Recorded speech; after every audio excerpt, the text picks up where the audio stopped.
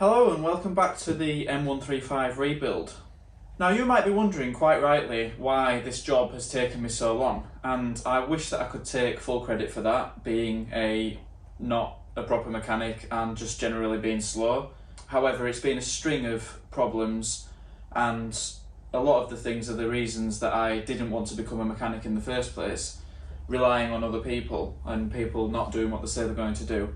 So the engine went to the first rebuilder in Doncaster. They weren't my first choice. My first choice was P&P Cars in Coventry.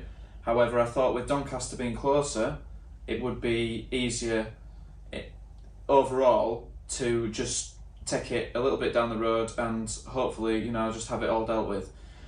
They didn't touch the engine for 5 weeks. So I after 5 weeks, I got fed up. They weren't calling me to give me any updates. So I went and picked the engine up. And they're pleasant enough people. The reason that they gave me was that a member of staff had been ill with pneumonia, and every sympathy with that. However, when I turned up, they were receiving delivery of 10 transit blocks that needed skimming and handing, I can't remember if it was 6 or 10 back to the customer. So they were obviously picking and choosing which jobs they did, and that and not being told they could have just said that they couldn't do it. I'd have been happy with that. But anyway, took it to P&P Cars in Coventry. They're the same people that fixed the problematic turbos on my 335 that I had repaired elsewhere, but the repair went wrong. So ended up at P&P Cars that time as well, and they, I took the engine to them. We considered fitting genuine BMW parts. I wanted the rebuild doing as good as possible, so I did look at using genuine BMW parts. The crankshaft on its own, 1,500 quid from BMW, which I didn't think was too bad. Especially when you bear in mind that second-hand engines are difficult to get for less than £5,000. However, when you price up the shells and everything else, the shells come to nearly £1,000. I needed a new oil pump. The metal had clearly gone round that, and so that was another £400. So after 2 weeks looking at sourcing BMW parts for the job, I ended up just saying, look, just do it with aftermarket parts and get it over and done with. So the cost in parts of the rebuild ended up being around £1,500.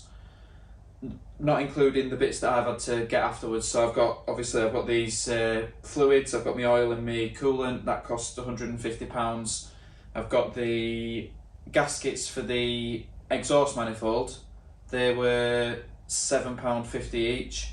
I only needed 3 of them, fortunately, so that was another £25, and 50 quid for the auxiliary belt. So grand total for parts alone is about £1,800. Now, of course, you'll have deduced from the fact that I didn't get a new crankshaft that I got away with reusing the original crankshaft. Now, the regrinding is included in that £1,500 total for parts, so that was around £200 to £300 of that parts total. The main bearings were a 0.25 regrind, and the big end bearings, as you can see the damage here and how badly the engine was seized, the big end bearings still got away with a 0.5mm regrind. Then you've just got your crank seals and all your gaskets, plus a con rod, because that had taken quite a bit of the damage too in the parts. Oil pump, near enough £400. Of course, there was also a timing chain and tensioner kit in that price too. These are a few pictures that P&P sent me during the rebuild.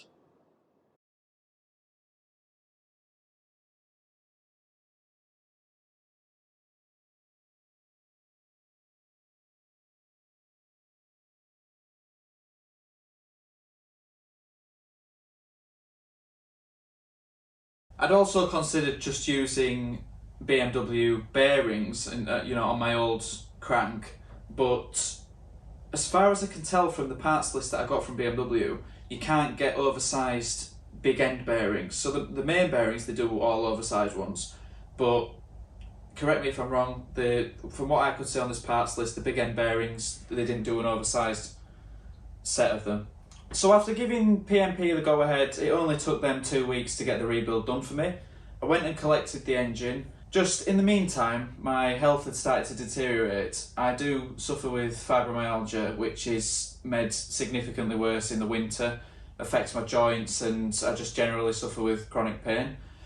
But anyway, so 3 weeks later, I made a start on the engine. I had a pile of parts all the way from the front to the back of my unit, and what I did was I watched the videos that I'd done taking the engine apart backwards, just slowly, methodically refitted everything and got it back together like it is now. So why is it sat on the floor? And now the bit that's worthy of one of those attention-seeking thumbnails. Oh, my head's going to explode, everything's going wrong, oh, can't believe, rolling my eyes.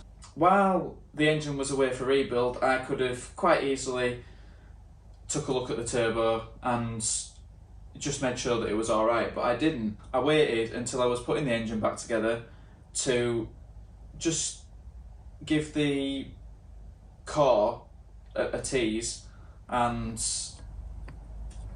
just look. It looks like the thrust bearings have gone on the core of the turbo.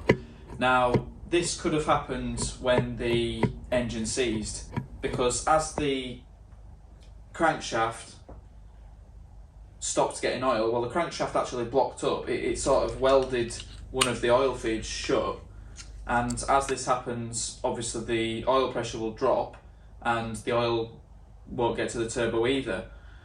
It's possible that the turbo already had wear, but either way, the turbo had to be replaced, and that's been away for a week. So that's the same company that I had repair the 335 turbos, where the weld broke and I had to take it to PMP cars to be fixed. I've took it back to them.